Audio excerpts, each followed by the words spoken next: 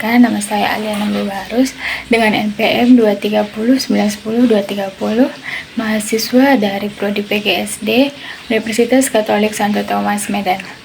Di sini saya akan menyelesaikan tugas akhir saya, yaitu mata kuliah Etika Profesi. Nah, di sini materi yang saya ambil adalah pengertian kode etik profesi keguruan dan organisasi profesi keguruan.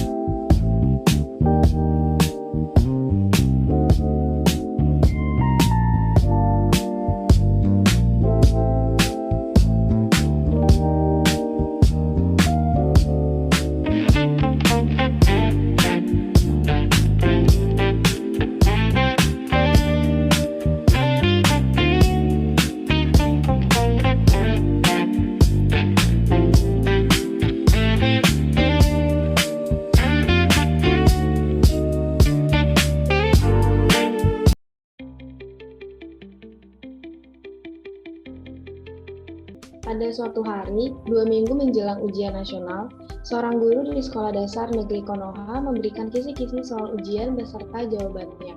Guru ini mencuri soal ujian tersebut secara diam-diam dari ruangan yang terkunci. Ruangan hanya digunakan untuk menyimpan soal ujian nasional. Seorang guru bekerja sama dengan kepala sekolah dari sekolah itu karena mereka ingin sekolah dinobatkan sebagai sekolah peringkat pertama dengan nilai tertinggi ujian nasional di kota tersebut.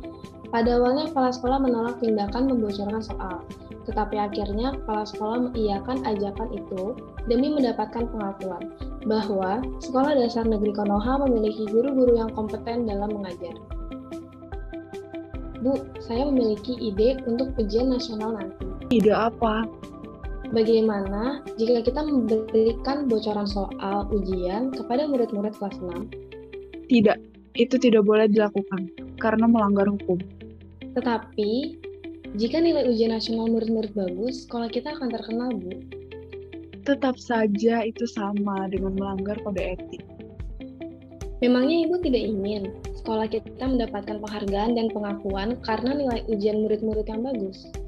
Tentu saja saya mau, tetapi pasti ada cara lain selain melanggar aturan tersebut. Cara apa, Bu? Hanya ini satu-satunya cara agar sekolah kita bisa mendapat nilai tertinggi.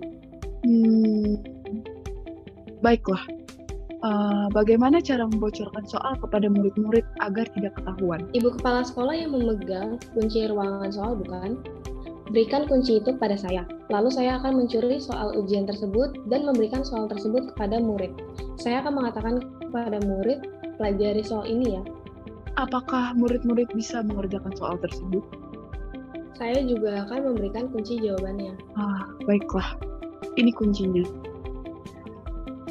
Keesokan harinya, guru tersebut memasuki ruangan yang sudah disterilkan untuk mencuri soal ujian. Setelah mencuri soal ujian, dia mengembalikan kunci kepada kepala sekolah, lalu dia memfotokopi soal ujian dan membagikannya kepada murid-murid. Hari H ujian nasional di Sekolah Dasar Negeri Konoha. Murid-murid mengerjakan soal ujian dengan sangat cepat. Pengawas ujian merasa aneh dengan tingkah laku murid-murid itu. Murid-murid bertingkah laku seolah-olah sudah mengetahui soal ujian tersebut. Pada keesokan harinya, panitia ujian nasional kota tersebut datang dan melakukan penyelidikan. Apakah telah terjadi kebocoran soal ujian di sekolah itu? Dan benar saja, setelah 3 hari penyelidikan, pada akhirnya guru dan kepala sekolah tersebut tertangkap melakukan tindakan yang tercela, yaitu membocorkan soal ujian nasional kepada murid-murid. Undang-Undang Pasal 54 Ayat 1 Undang-Undang Keterbukaan Informasi Publik atau UU KIP juga mengatur ketentuan pidana bagi siapa saja yang membocorkan informasi yang dikecualikan atau rahasia negara dengan ancaman maksimal 2 tahun penjara dan denda paling banyak 20 juta rupiah. Guru berstatus PNS akan dipecat, sedangkan untuk guru swasta, Kemendikbud akan meminta yayasan memberikan sanksi berat. Guru itu tidak diizinkan mengajar. Selain itu, tunjangan profesi guru atau TPG dicabut. Kode Etik Guru Indonesia Pasal Kedua yang pertama merupakan pedoman sikap dan perilaku bertujuan menempatkan guru sebagai profesi terhormat, mulia, dan bermartabat yang dilindungi undang-undang.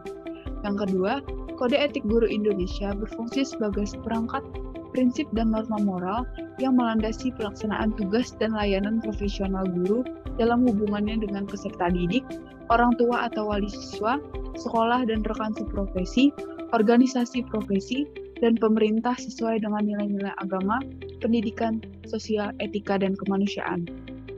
Pasal 5 Kode Etik Guru Indonesia bersumber dari nilai-nilai agama dan Pancasila. Yang kedua, nilai-nilai kompetensi pedagogik, kompetensi kepribadian, kompetensi sosial, dan kompetensi profesional. Yang ketiga, nilai-nilai jati diri, harkat dan martabat manusia yang meliputi perkembangan kesehatan jasmaniah, emosional, intelektual, sosial, dan spiritual. Akibat tindakan tersebut, guru dan kepala sekolah ditangkap, masuk penjara, dan dinonaktifkan sebagai guru dan tidak boleh mengajar.